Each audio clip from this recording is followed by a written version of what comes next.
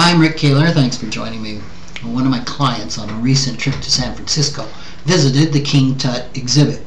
She said it made her wonder whether the ancient Egyptians gave so much attention to the afterlife that they never got around living their lives in the here and now.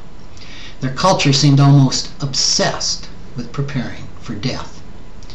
Now, our culture, on the other hand, seems to believe death is something we shouldn't talk about or really shouldn't even think about. Even when we do estate planning, we tend to avoid the details of death itself. So in this regard, maybe the ancient Egyptians had a point.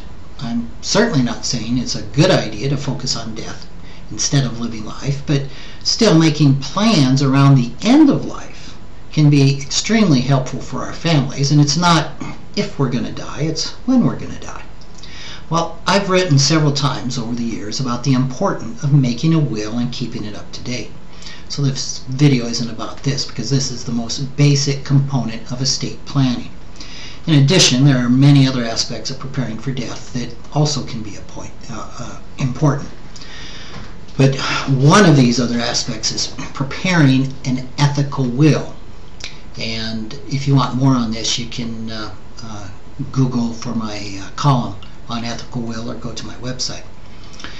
An ethical will most commonly takes the form of a letter to children or other family members. It also can be a video.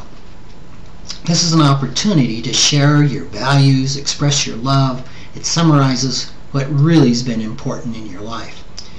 It's also useful to think about your wishes around such end-of-life decisions about whether you want cremation or burial, where you want to be buried, or what you want done with your ashes, whether you want to be an organ donor, or what you'd like your funeral to be at or be like, and where you'd like it to be at, and things of this nature.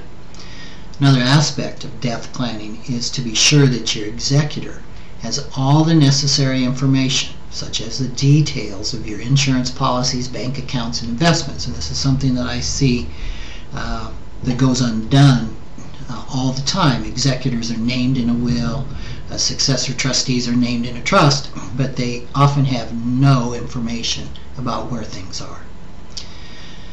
Now, more information is available through teleclasses that I've done on ethical wills, living wills, funeral planning, things of this type. You can find this at our website at kahlerfinancial.com, and then take a look at, or if you just search for financial planning teleclasses, you will find a list of these.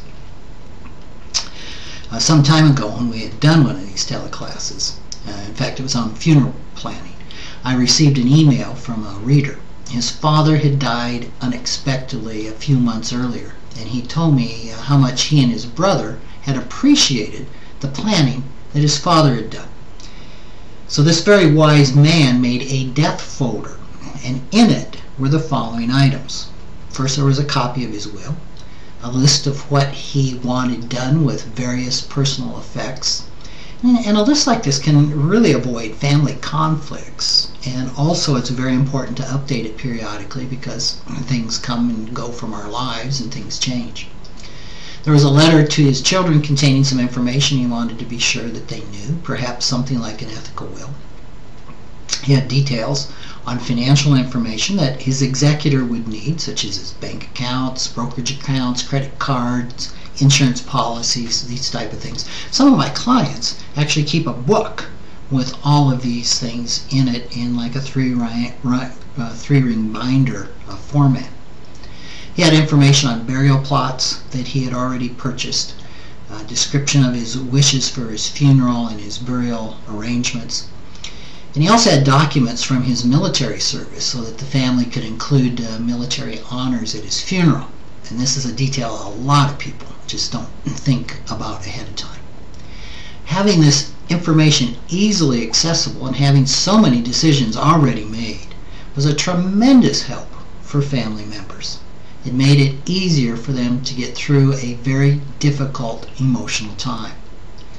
Now, to the ancient Egyptians, preparing for life after death apparently meant making sure that the deceased would have everything that they needed to spend eternity in comfort. For us, it might be more useful to see preparing for life after death as providing for those who live on after our deaths. Making sure they have everything they need to manage the end-of-life details is a thoughtful and a loving final gift. Thanks for joining me.